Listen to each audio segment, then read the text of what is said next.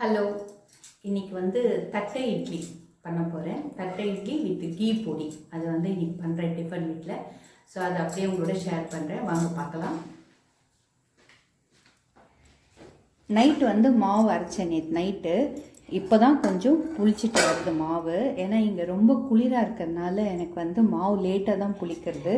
ஜென்ரலாக நான் சென்னையில் இருக்கும்போதெல்லாம் மாவு வந்து நைட்டு போட்டால் காலையில் புளிச்சிடும். ஆனால் இங்கே வந்து எனக்கு அப்படி இல்லை. இப்போ தான் அந்த மாவு புளிச்சிட்டு வருது. அதை பாருங்கள். இதுக்கு மெஷர்மெண்ட் ஃபஸ்ட்டு நான் சொல்லிடுறேன். தட்டை இட்லிக்கு நம்ம வெறும் இட்லி மாதிரி இல்லை. இது மெஷர்மெண்ட் வந்து 3:1:1. எந்த டம்ளர் வேணால் நீங்கள் மெஷர்மெண்ட் பண்ணிக்கோங்க, இல்லை கப்பு எதுனா மெஷர் பண்ணுங்கள்.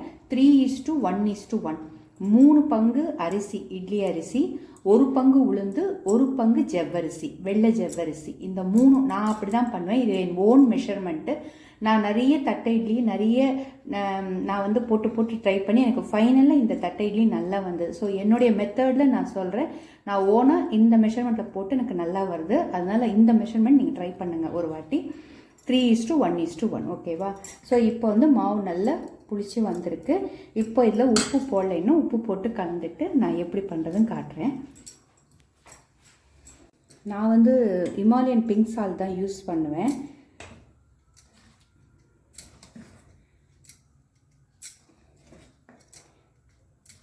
மாவை நல்லா கலந்து விட்டுக்குவோம், உப்பு போட்டிருக்கனால.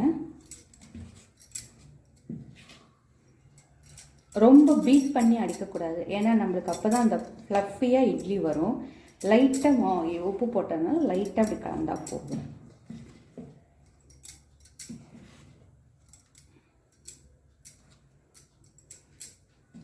உப்பு போட்டு கலந்தாச்சு.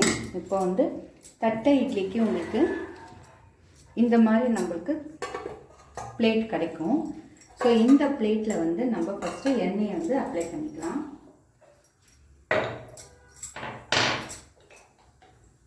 இது வெறும் குக்கர் பாத்திரத்தில் உங்களால் வைக்க முடியாது, ஏன்னா இது வந்து கொஞ்சம் பெருசாக இருக்கிறதுனால நான் வந்து குக்கரில் வைக்கிறேன். சாரி, இட்லி பாத்திரத்தில் வைக்க முடியாது, நான் அதனால் குக்கரில் வைக்கிறேன். உங்களுக்கு ஒருவேளை பெரிய இட்லி பாத்திரமாக இருந்தால் அதில் நீங்கள் வைக்கலாம். நான் வந்து குக்கரில் தான் இப்போ வைக்க போகிறேன்.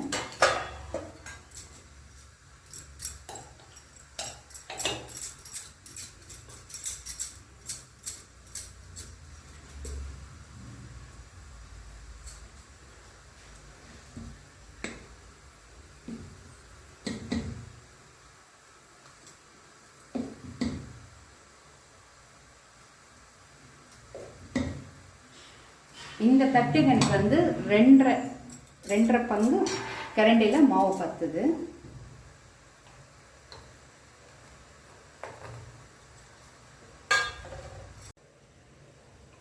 மூணு தட்டுலையும் நான் வச்சுட்டேன். நான் 3 தட்டு என்னோடது. ஸோ நீங்கள் வந்து 5 தட்டில் இருக்குது, அந்த மாதிரி நிறைய பிளேட்ஸ் இருக்குது. நம்மளுக்கு வீட்டில் என்ன மாதிரி பிளேட் இருக்கோ அது வைக்கலாம். அப்படி இல்லைன்னா கூட இட்லி தட்டிலே கூட பிளேட்டில் ஊற்றி கூட நம்ம வச்சுக்கலாம். ஸோ நான் இது பண்ணியாச்சு. இப்போ நான் குக்கரில் வைக்கும்போது உங்களுக்கு காட்டுறேன். குக்கரில் சூடு தண்ணி ஆகிட்டு இருக்கு. இந்த இட்லி வச்சு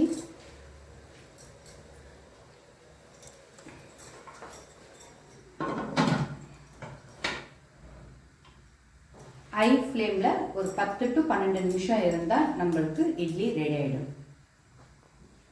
இதோட இன்னைக்கு வந்து சட்னிக்கு நான் அரைக்க போகிறது மெஷர்மெண்ட் காட்டுறேன் பாருங்கள்.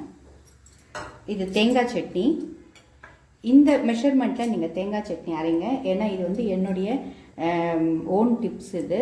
ஏன்னா நான் வந்து இது ஒரு இடத்துல வந்து பார்த்து கற்றுக்கிட்டேன். அதனால் இது வந்து ரொம்ப நல்லாயிருக்கும் இந்த சட்னி. தேங்காய் சட்னி தான். ஆனால் இதோட ஸ்பெஷல் என்னென்னா கொஞ்சம் பால் விட்டு நான் அரைப்பேன். பால், புளி வந்து கொஞ்சமாக புளி, அதாவது நான் எங்கள் வீட்டுக்கு சட்னிக்கு ஏற்ற மாதிரி நான் புளி போட்டிருக்கேன்.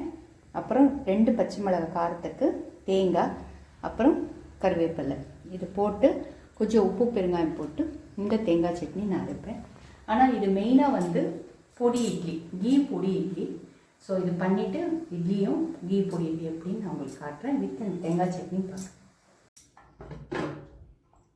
நமக்கு சூடான இட்லி ரெடி.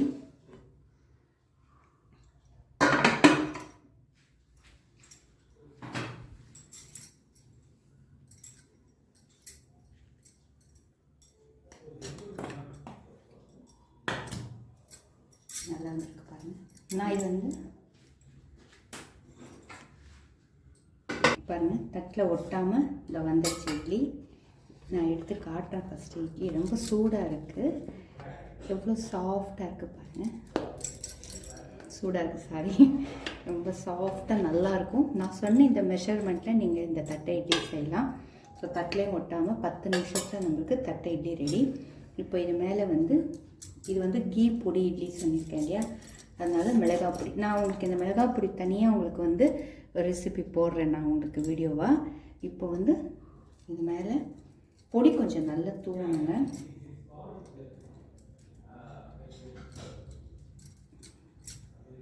இதை பெங்களூருக்கு போனவங்க கண்டிப்பாக இதை மிஸ் பண்ணாமல் சாப்பிட்ருப்பீங்க. ரொம்ப நல்லாயிருக்கும் டேஸ்ட்டாக. இது பொடி கொஞ்சம் தாராளமாக போட வேண்டியதாக இருக்கும்.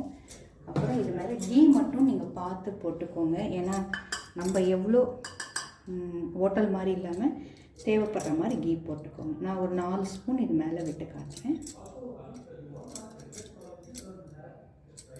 இதுதான் நம்மளுக்கு தட்டை இட்லி, கீ பொடி தட்டை இட்லி. இதோட உங்களுக்கு வந்து நான் தேங்காய் சட்னி சொல்லியிருக்கேன்ல, என் மெஷர்மெண்ட்டில் போடுங்க. தேங்காய் வந்து ஒரு 1/2 கப்பு, 2 பச்சை மிளகாய், கொஞ்சம் கருவேப்பிலை, 1 ஸ்பூன் சீரகம், பெருங்காயம் போட்டு உப்பு போட்டு அரைச்சிருக்கேன். இதோட முக்கியமாக நான் விட்டது வந்து பால் வந்து இப்போ அரைச்சதுக்கப்புறம் நான் அரைக்கும்போது கொஞ்சம் பால் விட்டுருக்கேன். இப்போ அரைச்சப்புறம் ஒரு 1/4 டம்ளர் பால் விடுறேன். நான் ஏன் பால் விடுறேன்னா இதுக்கு வந்து முக்கியமான ரீசன் வந்து புளிக்காமல் இருக்கும் சட்னி. நீங்கள் ராத்திரி வரைக்கும் தேங்காய் சட்னி எடுத்து வச்சா கூட உங்களுக்கு புளிப்பு தட்டாது. நீங்கள் இப்போ வந்து வெளியே போகணும், லஞ்சுக்கு பாக்ஸ் கட்டணும், சட்னி கொடுக்கணும் கூட இது பால் விட்டு நீங்கள் அரைச்சிங்கன்னா கண்டிப்பாக புளிக்காமல் நம்ம வந்து மத்தியானம் சாப்பிட்லாம், நைட் வரைக்கும் எடுத்து வச்சு சாப்பிடலாம். நீங்கள் ஃப்ரிட்ஜில் கூட வைக்க வேணாம், நைட் வரைக்கும் எடுத்து வச்சு சாப்பிட்லாம். இதோட வந்து தாளிச்சிருக்கேன். கடுகு, உளுத்தம்பருப்பு, பெருங்காயம், கருவேப்பிலை, கொஞ்சம் காஞ்ச மிளகாய் போட்டு தாளிச்சிருக்கேன். பாருங்கள், தேங்காய் சட்னி ரெடி. நான் சொன்ன மாதிரி இதில் முக்கியமாக இந்த பால் விட்டு நீங்கள் அரைச்சி பாருங்கள், ரொம்ப நல்லாயிருக்கும். தட்டை பொடி இட்லி ரெடி. கொஞ்சம் சாப்பிட்டு பார்க்குறேன் டேஸ்ட்டுக்கு. அப்படியே சாஃப்டாக அப்படியே வருது, நல்லா இருக்குது.